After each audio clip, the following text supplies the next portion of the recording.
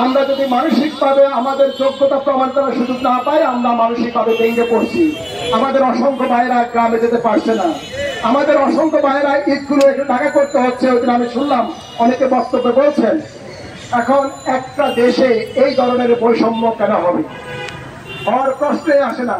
আমরা চাকরিতে প্রবেশের বয়স 35 করে আমাদের যোগ্যতা প্রমাণের সুযোগ চাচ্ছি, আমরা বেকারত্ব বোঝানোর সুযোগ চাচ্ছি, আমরা আমাদের প্রপার্টি বা দূর করার জন্য বা আমাদের দারিদ্রতা দূর করার জন্য আমরা আমাদের সরকারের কাজ করে দেশের আর্থসামাজিক উন্নয়নের মাধ্যমে আমরা দেশকে উন্নয়নের অগ্রযাত্রার অংশীদার হওয়ার সুযোগ চাই। আপনারা চান কিনা? আপনারা কি উন্নত বাংলাদেশ দেখতে চান কিনা? যদি দেখতে চান আমাকে কথা দিতে হবে, আপনাদের চাকরিতে প্রবেশের বয়স অবশ্যই 35 হবে ইনশাআল্লাহ, আমি বিশ্বাস করি। যদি আপনারা সরকারে অংশগ্রহণ করার সুযোগ চান, আপনারা দুর্নীতিমুক্ত বাংলাদেশ গড়ার জন্য আপনারা কাজ করবেন কিনা কথা দিতে হবে। আপনারা উন্নত বাংলাদেশ গড়ার জন্য কাজ করবেন কিনা কথা দিতে হবে। ইনশাআল্লাহ আপনাদের যদি বুকে সৎ সাহস থাকে, হৃদয়ে যদি দেশের জন্য ভালোবাসা থাকে, অবশ্যই আপনাদের এই অগ্রযাত্রা সফল হবে।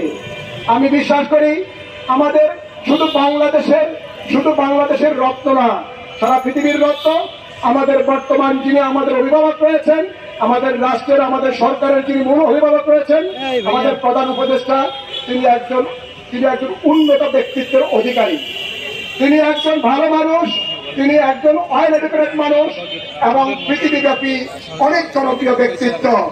আমাদের ছাত্রদের বুকের রক্তক্ষরণ স্যার অবশ্যই বুঝবে। আমরা স্যারকে উদ্দেশ্য করে বলতে চাই, আমাদের প্রিয় শিক্ষক ডক্টর আসিফ নজরুল স্যারকে উদ্দেশ্য করে পড়তে চাই, আমাদের ভাই উপদেষ্টা নাহিদ স্যারকে উদ্দেশ্য করে বলতে চাই, আমাদের ভাই উপদেষ্টা আসিফ স্যারকে উদ্দেশ্য করে বলতে চাই, আমাদের ছাত্রদের এই ন্যায্য দাবি আপনারা অবিলম্বে মেনে নেবেন এবং আজকের মধ্যে মেনে নেবেন। আজকের মধ্যে না মানলে আমাদের ছাত্ররা এখান থেকে যাবে না। আমাদের ছাত্ররা এখানে অহিংস আন্দোলন করবে, তারা এখানে আপনারা দাবি না মেনে নেওয়া পর্যন্ত এখানে অবস্থান করবে। আমরা চাই আমাদের দাবি মেনে নেন, আমাদের ছাত্রদের দাবি মেনে নেবেন এবং আমাদের উন্নত দেশের সকল সুযোগ সুবিধার মতো আমাদের দেশের সংস্কার করে, সর্বক্ষেত্রে সংস্কার করে আমাদের শিক্ষার্থীদেরকে দেশ গড়তে সুযোগ করে দিবেন। এই ইয়াং জেনারেশন আমাদের ডক্টর ইউনূস স্যার বলছেন যে আমাদের জুলাই এবং আগস্টের বিপ্লব আমাদের ছাত্রদের বিপ্লব। ছাত্ররা নতুন বাংলাদেশ গড়ার স্বপ্ন দেখছে, এই ছাত্ররাই তো দেখছে। আপনারা কি নতুন বাংলাদেশ গড়ার স্বপ্ন দেখছেন না?